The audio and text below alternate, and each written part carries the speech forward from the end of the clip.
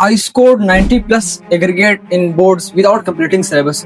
आज मैं आपको अपना टॉपर कोर सिस्टम देने वाला हूँ जिसको फॉलो करके आप बोर्ड्स में 1100 प्लस स्कोर कर सकते हो। और इसी एफएससी स्कोर की वजह से मेरी selection one of the top medical colleges KMC में एज ए प्रोविंशियल टॉपर हो चुकी है। और सबसे इम्पोर्टेंट मैं आपको एक यूनिक पेपर प्रेजेंटेशन बताने वाला हूँ जिसको लास्ट डेज में बार बार प्रैक्टिस करके आप एवरेज से टॉप पे जा सकते हो।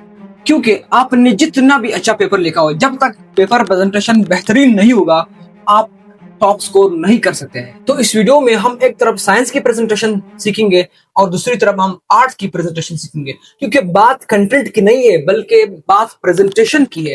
क्योंकि हमने ऐसे लिखना है अपने पेपर को जैसे हम एग्जामिनर को समझा रहे हैं। बस आपने वीडियो को लास्ट तक देखना है क्योंकि इस वीडियो को हमने 4 स्टेप्स में डिवाइड किया। सबसे पहले हमने यूनिक पेपर प्रेजेंटेशन जो मैंने फॉलो की थी और वो स्पेशल ब्लंडर्स, कोई ऐसी वैसी मिस्टेक्स नहीं कि टाइम मैनेजमेंट करो, फोकस करो, ये करो जो स्टूडेंट करते हैं, बताने वाला हो इस वीडियो के अंदर। साइंस सब्जेक्ट में हम बायोलॉजी, केमिस्ट्री, फिजिक्स, उसमें सबसे पहले मैं बायोलॉजी की बात करूंगा।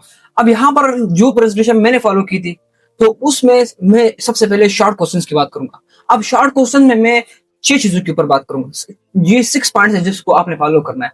सबसे पहले शॉर्ट क्वेश्चन हमारे पास 2 टाइप्स के आते हैं, ठीक है, बायोलॉजी में।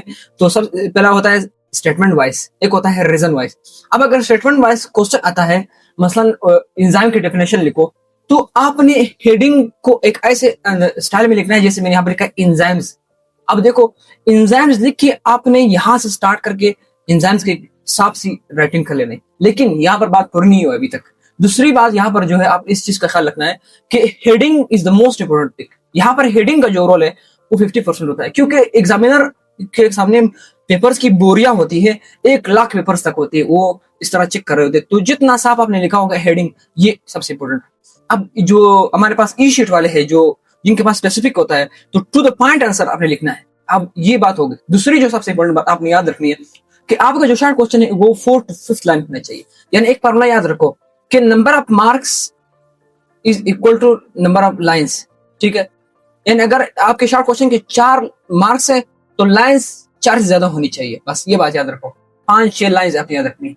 और तीसरी बात जो यहाँ पर आपने याद रखनी है वो है कि आपने एक डायग्राम जो है यहाँ पर देखो आपने ड्रा करना है। लेकिन यहाँ पर आपको पता है मैंने एक गलती की है, वो है कि मैंने रेड से इसको ड्रा किया है।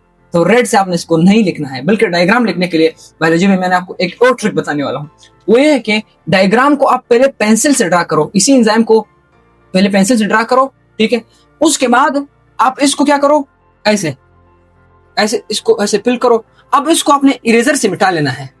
जब आप इसको इरेजर से मिटाएंगे तो फिर ये डायग्राम जो है वो ये कभी नहीं मिटेगा। तो आपने इस ट्रिक को फॉलो करना है, ठीक है। स्पेशली अपने पॉइंटर से डायग्राम को ड्रा करना है और ऐसे रेड से इसको नहीं लिखना है। And the third and the fourth more जो मिस्टेक्स हम करते हैं वो है कि आपने एग्जांपल्स देने हैं। अब एंजाइम से आपसे पूछा कि एंजाइम क्या, अब आप एक्सोकाइनेज का नाम आपने दे दिया। इसका बहुत अच्छा इंप्रेशन पड़ता है एग्जामिनर के ऊपर क्योंकि उसका जो पहला होता है वो शॉर्ट क्वेश्चन होते हैं। तो अगर वो उसने 100 पेपर चेक किए हैं और आपका पेपर आ गया और आपने इतना बेहतरीन पेपर किया है तो फिर वो क्या सोचेगा, हाँ इस बंदे ने बहुत अच्छा पेपर किया है, इसको 100/100 मिल गए आपको, तो आपको बेहतरीन मार्क्स आपको दे देगा। दूसरे टाइप्स हमारे पास वाई वाले रीजनिंग क्वेश्चंस है। उसमें आपने अगर आपसे पूछा जाए कि वाई एनिमल नॉट है सेलवाल, तो उसमें सेलवाल नहीं लिखना है हेडिंग में जैसे आपने एंजाइम लिखा है, बल्कि यहाँ पर आपने रीजन लिखना है। वाई या रीजन लिख के स्टार्ट यहाँ से करके और एक डायग्राम आपने ड्रा करना है। तो ये बहुत अच्छा इंप्रेशन डालता है, ये चीज आपने याद रखना है। लॉन्ग क्वेश्चन की तरफ बढ़ने से पहले यहाँ पर एक और मिस्टेक मैं आपको बता दूं जो आपने कभी भी नहीं करनी है। क्योंकि अब हमारा मकसद क्या है, एग्जामिनर से लॉन्ग क्वेश्चन चूंकि इंपॉर्टेंट होता है, इसके जो मार्क्स है वो बहुत ज्यादा होते हैं, ठीक है। तो हमने एग्जामिनर से कैसे मार्क्स को लेने हैं, बस हमारा मिशन, हमें कौन सा ट्रिक इस्तेमाल करना है। तो मिस्टेक्स क्या है कि हमारे स्टूडेंट सबसे पहले क्या करते हैं, इसको जब पेपर मिलता है तो पहले लॉन्ग शुरू करता है, उसमें लगा होता है, उसका टाइम खत्म हो जाता है, लेकिन वो फिर बाद में शॉर्ट क्वेश्चन करता है। तो ये जो सीक्वेंस, इसको आपने कभी फॉलो नहीं करना है। हमेशा आपने सबसे पहले शॉर्ट क्वेश्चन को सॉल्व करना है, उसके बाद आपने लॉन्ग की तरफ जाना है। पहले अगर लॉन्ग आप सॉल्व करेंगे तो आप उसमें लगे रहेंगे क्योंकि लॉन्ग बहुत बड़े होते हैं, ठीक है। तो आपसे शॉर्ट ना रह जाए, ये सबसे बड़ी मसला आपके लिए यहाँ पर हो सकता है। तो ये जो सीक्वेंस है ये वाला, इसको आपने कभी फॉलो नहीं करना है। पहले आपने एमसीक्यूज, फिर शॉर्ट क्वेश्चन, फिर लॉन्ग क्वेश्चन करने हैं। अब लॉन्ग क्वेश्चन में आपने 3 इंपॉर्टेंट चीजों का ख्याल रखना है। सबसे पहला क्या है कि यहाँ पर एक हमारे जो स्टूडेंट है उनको 2 चीजों का पता होना चाहिए। कि द नंबर ऑफ डायग्राम्स, अब डायग्राम्स कौन से वाले, ये वाले नहीं जो आप जो सोच रहे वो वाले नहीं, ठीक है। The number of diagram is directed proportional two marks, जितने डायग्राम होंगे उतने आपके मार्क्स होंगे। अब यहाँ पर आपने डायग्राम का मैंने आपको तरीका बताया है, रेड को यूज आपने नहीं करना है, वो तो पता है। अब यहाँ पर आपने हेडिंग जितना आप दे सकते हैं उतना बेहतरीन आपके लिए होगा। देखो स्टमक के लिए मैंने कितना एग्जांपल के लिए लिखा है, इस तरह मैं इसे बेहतरीन लिखूंगा। मैंने सिर्फ आपको एक एग्जांपल दिखाया, म्यूकोसा लिखा है, सब म्यूकोसा सिरोसा ज़ैमोजिन, ये देखो जितने नंबर ऑफ हेडिंग्स मैंने दिए होंगे तो लॉन्ग क्वेश्चन बहुत खूबसूरत लगेगा। और दूसरी चीज है, डायग्राम अगर आप लगाएंगे ये सबसे इंपॉर्टेंट होगा। और एक और चीज यहाँ पर आपने याद रखनी है, ओवर हेडिंग से भी नहीं बचना है। और एक और चीज, ये इसके नीचे आपने लिख कर नहीं देनी है, ठीक है। ये जो इसके नीचे जो मैंने ये गलत है, ठीक, इस तरह नहीं करना है। सिंपल सा लिख के ये देखो सेम, मैंने एक फॉर्मूला देखो, ये देखो ये लाइन सेम आ रहा है, ये लाइन सेम आ रहा है, ठीक है। ये लाइन देखो ये सेम आ रहा है, इससे पेपर एक ऐसा ब्यूटी, एक खूबसूरती उसके हमें नजर आती है, ठीक है। तो आपने इस पैटर्न को फॉलो करना है। और फिजिक्स में दो इंपॉर्टेंट चीजें बताने, एक मिस्टेक है, एक पॉइंट जिसको फॉलो करो। फिजिक्स में सबसे पहले शॉर्ट क्वेश्चंस। अब शॉर्ट क्वेश्चन में जो पॉइंट आपने फॉलो करो वो है कि फॉर एग्जांपल आपसे पूछा गया कि डिफाइन वर्क। अब वर्क का डेफिनेशन आप लिख लेते हो तो वो स्टूडेंट जो है ज्यादा मार्क्स ले लेता है जो वर्क के साथ पर लास्ट में ये भी लिख लेता है कि W=FD फॉर एग्जांपल, ठीक है। तो अगर आप जितने ज्यादा फार्मूलाज का, इक्वेशंस का इस्तेमाल करते हो, चाहे वो शॉर्ट हो या लॉन्ग हो, ये आपको नंबर ऑफ मार्क्स बहुत ज्यादा दे सकता है। दूसरी बात जो मैंने फॉलो की थी वो ये है कि कुछ स्टूडेंट जो है वो डायरेक्ट आंसर लिख लेते हैं किसी भी चीज का, चाहे वो शॉर्ट क्वेश्चन में या लॉन्ग या न्यूमेरिकल्स में।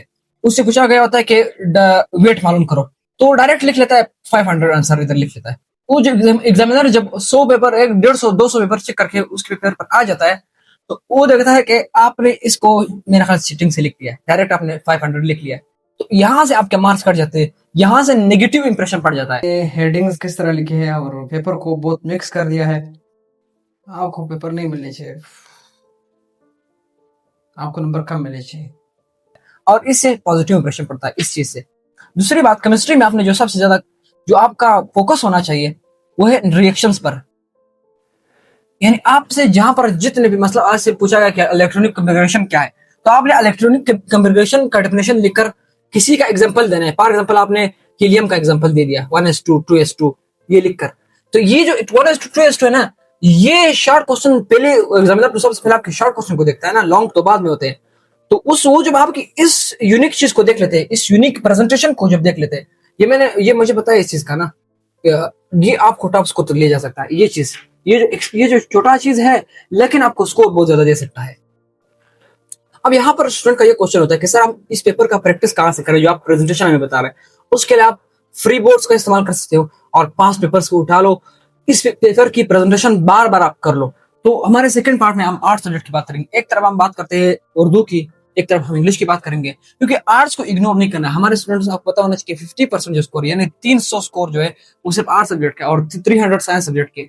तो जब तक आप इस 300 को नहीं लेंगे तो आप कैसे टॉप स्कोर करेंगे। क्योंकि बात कंटेंट की नहीं है, बात क्योंकि 1 लाख स्टूडेंट लिख रहे हैं, बात है उसको आप कैसे उस पैटर्न को फॉलो कर रहे हो, ये बात होती है सही चीज लिखने की। अब यहाँ पर देखो शॉर्ट क्वेश्चन में वही फॉर्मूला जो मैंने बायोलॉजी में बताया था वही फॉर्मूला एडिंग वाला है, और यहाँ पर आपने ये ब्लैक का यूज नहीं करना है, ये बात आपने याद रखना है। और एक और बात जो यहाँ पर बहुत इंपॉर्टेंट होती है, जो हमने फॉलो की थी, वो सबक का नाम, मुसन्निफ का नाम। अब ये तशरी हो, गजल हो, सबक का खुलासा हो, ये चीज बहुत ज्यादा इंपॉर्टेंट होती है।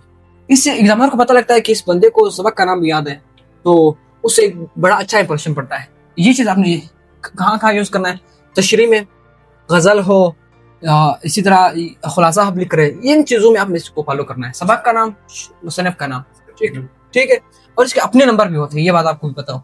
और एक और बात यहाँ पर जो मैं बताऊं आपको, ये मजमून हर चीज में आपने, मजमून में तो ठीक है जरूरत नहीं है, लेकिन यहाँ पर देखो पैराग्राफ पास आपने लिखना है। यहाँ पर पैराग्राफ खत्म हो गया तो यहाँ से स्टार्ट करना है, यहाँ पे खत्म हो गया तो यहाँ से स्टार्ट करना है।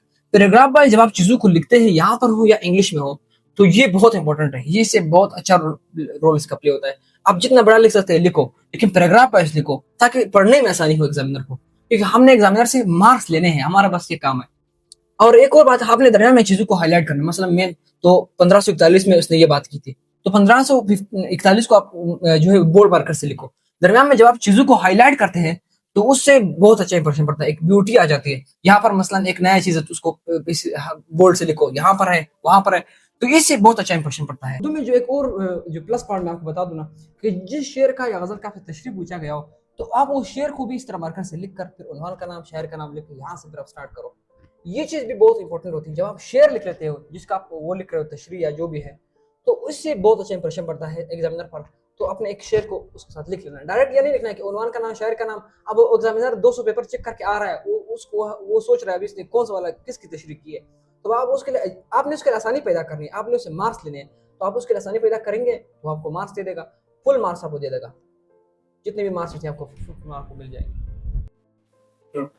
तो आर्ट्स के सेकंड पार्ट की तरफ बढ़ते हैं, पार्ट 2 की तरफ। उसमें जो सबसे 4 चीजों के आपने ख्याल रखना है, वो सबसे पहला इंग्लिश में जो चीज मैटर करता है, जो हमारे चेकर्स को हमने खुद देखा है और मैंने पेपर में भी ये चीज फॉलो की थी, स्पेलिंग मिस्टेक का बहुत ख्याल रखना है कि स्पेलिंग मिस्टेक आपसे ना हो, यानी वोकैबुलरी आपकी सही होनी चाहिए।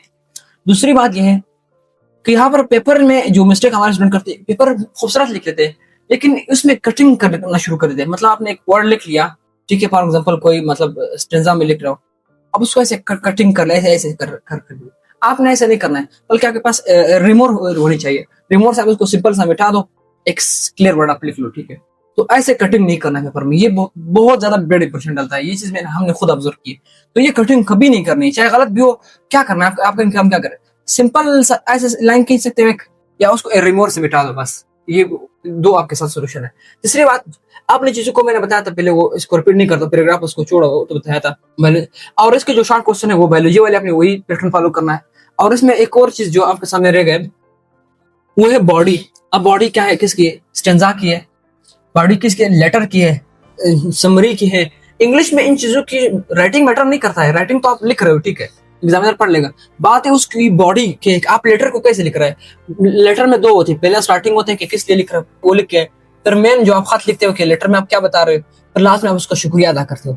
तो एक बॉडी को आपने फॉलो करना है। तो स्टूडेंट्स, इन पॉइंट्स को फॉलो करके आप बोर्ड एग्जाम में जब बेहतरीन स्कोर करेंगे तो आपकी सिलेक्शन किसी भी फील्ड में बेहतरीन कॉलेज में होगी। तो मैं आपके लिए व्हाइट कोट पहनने के लिए खड़ा हूँ। तो अपने एक दोस्त के साथ सिर्फ शेयर कर दो ताकि उनकी भी हेल्प हो, और इस वीडियो को लाइक कर देना, सब्सक्राइब कर देना, ठीक है, क्योंकि that will be the biggest motivation for us. Thank you my dear students, love you all, bye.